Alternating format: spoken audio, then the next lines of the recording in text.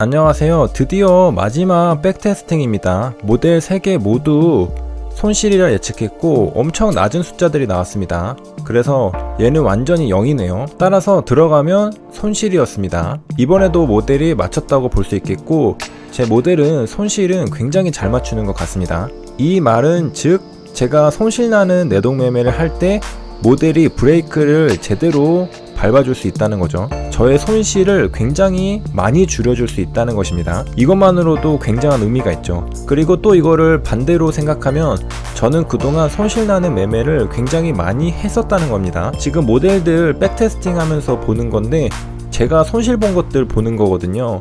그러니까 만약에 그 당시에 모델이 있었다면 이런 손실 매매들을 안 할 수 있었겠죠. 현재 저는 76%, 74%짜리 모델을 보유하고 있는데 좀 더 퀄리티 높은 데이터를 수집하고 성능을 개선시켜서 스코어가 80%짜리가 뜨는 날에는 굉장히 기쁠 것 같습니다. 꾸준히 모델의 성능을 개선하여 스코어 80짜리 모델을 가지고 매매해보고 싶습니다. 그리고 성능 좋은 모델을 갖는 것과 더불어 모델의 말을 잘 들어야겠죠.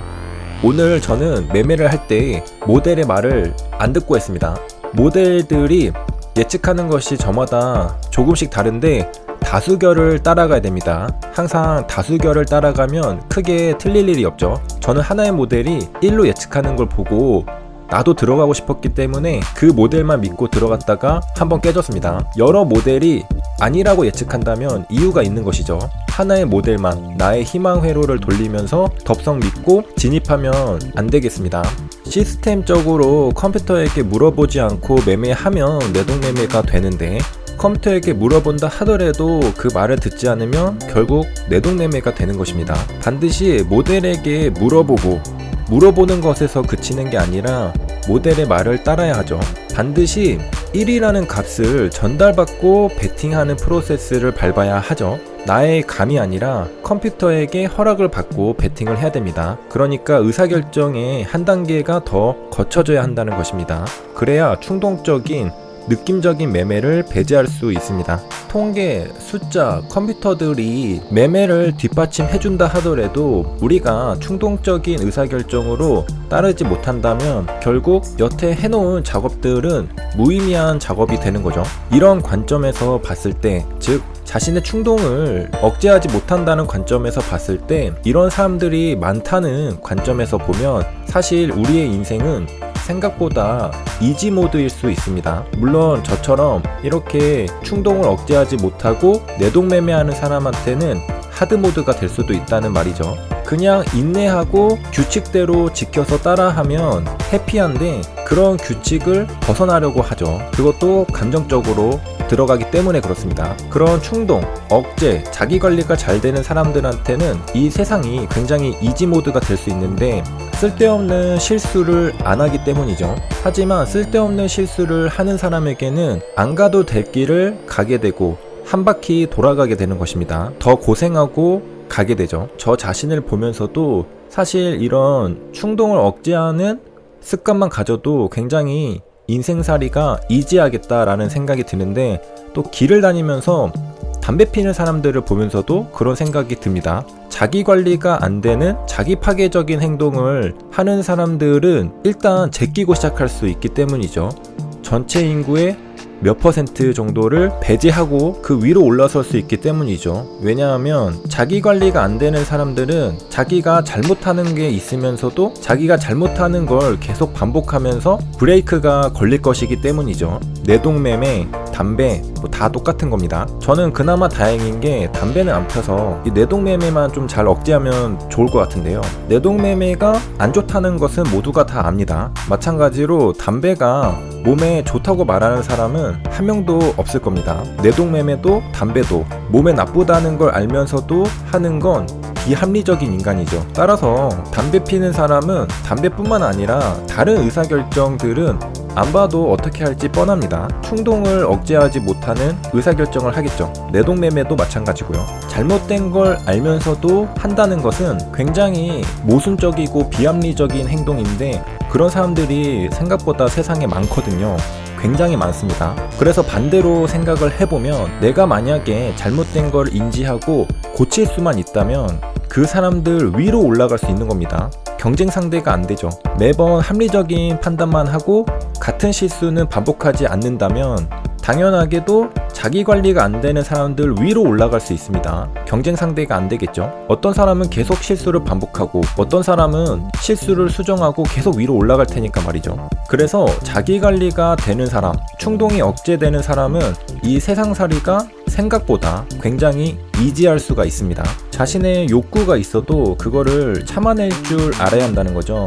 참고 버텨서 인내할 줄 아는 그런 심리 상태를 힘들이지 않고 유지할 수 있어야 한다는 거죠. 사실 자신의 심리 상태를 컨트롤 한다는 것은 지식을 쌓는 것보다 더 어려울 수가 있습니다. 지식을 쌓는 건 한순간이면 되지만 그렇게 인내하고 참는 것은 평생을 유지해야 되기 때문이죠. 한순간에만 집중하는 게 아니라 일상적으로 참고 버텨내야 한다는 것입니다. 그게 습관이 돼서 별다른 노력을 안 들이고 할 때까지 말이죠. 그러니까 어쩌면 뼈를 깎는 노력이 필요할 수가 있습니다. 그래서 요약하면 정확도가 높은 모델이 있는데 모델의 말을 듣지 않고 내동매매 한다는 것은 굉장히 비합리적이고 정말로 기회가 올 때까지 인내할 수 있는 그런 심적인 힘을 길러야 되겠습니다. 그리고 시스템을 만약에 수정해야 할 때는 획획 바로바로 바꾸면 안 되고 충분한 근거, 반론을 제시해야 합니다. 만약에 없다면 시스템은 그대로 유지해야 하죠.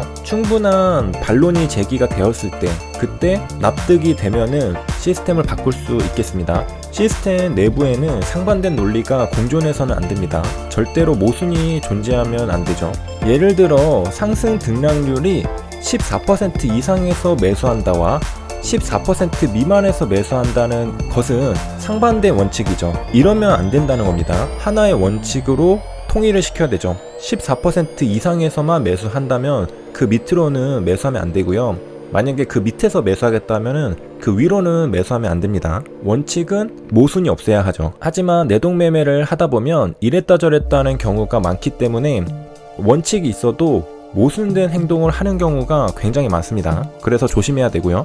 그리고 제 모델에 들어가는 인풋 데이터에 대해서 조금 더 이야기를 해보자면 저의 매매 내역을 집어넣죠. 사실 노이즈가 굉장히 많은 데이터일 수 있습니다. 하지만 이런 가정이 있는 건데요. 사람은 변하지 않는다. 제가 몇 년간 쌓인 매수매도 기준은 잘 안 변할 거라고 생각을 합니다.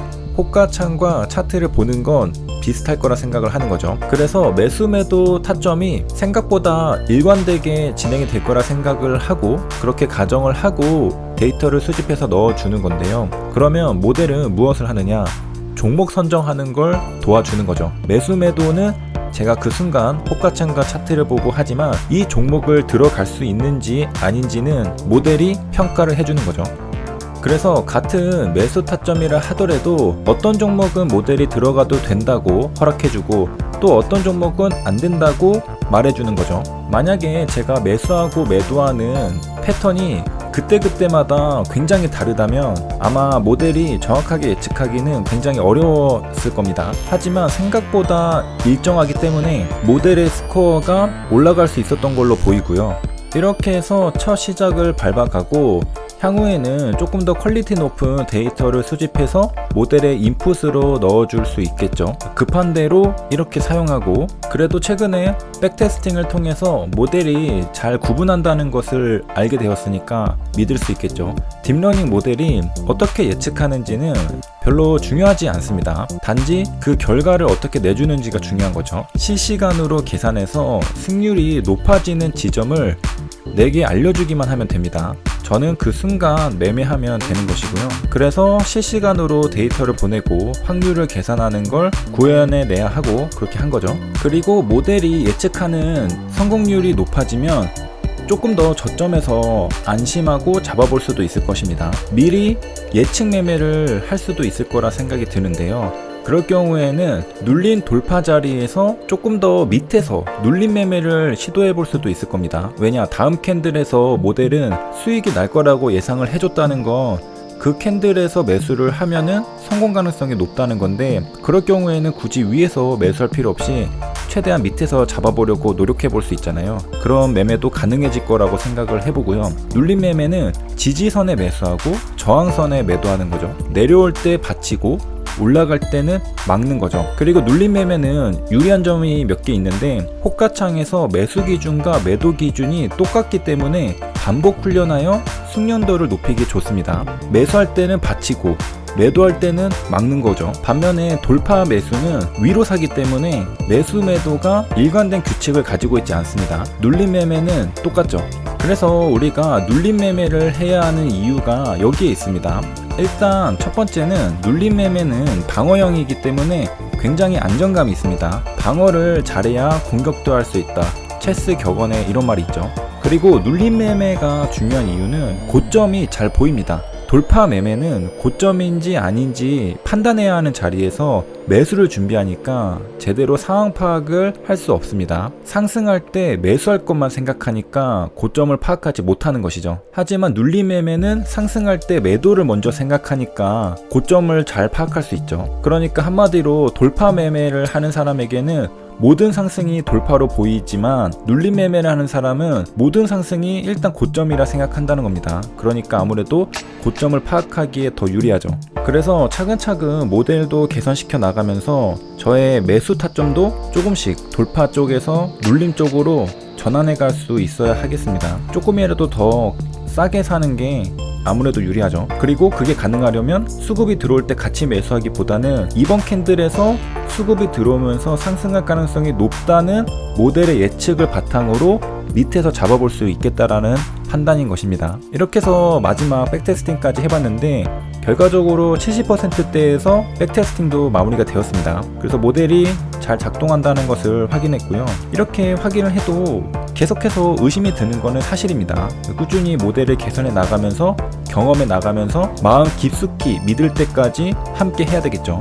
여기까지 진행해 오면서 제가 사실 저 혼자만 주저리 얘기를 해왔는데 아마 이해가 안 되는 부분들, 중간중간 배경 지식이 생략되어 있어서 제가 영상을 시리즈로 차근차근 올린 게 아니라 군데군데 빈칸을 두면서 올렸거든요. 그래서 처음부터 봐도 중간에 빈 곳이 있기 때문에 미싱 링크가 있기 때문에 이해가 안 되는 부분들도 분명히 있었을 겁니다. 이거는 업계 전문가가 봐도 알 수가 없겠죠. 왜냐면은 중간이 생략되어 있으니까. 급했기 때문에 이렇게 해왔던 거고, 앞으로는 시청할 수 있는 영상을 올리려고 합니다. 그래서 제가 그동안 연구를 하면서 깨달았던 것들, 새롭게 알게 된 지식들을 이해할 수 있게 정리해서 시청하시는 분들에게 도움이 되는 형태로 올려드리려고 합니다. 그래서 제가 그동안 해왔던 작업들이 도움이 되었다면 굉장히 다행이고, 앞으로 많은 도움을 받으셨으면 좋겠습니다.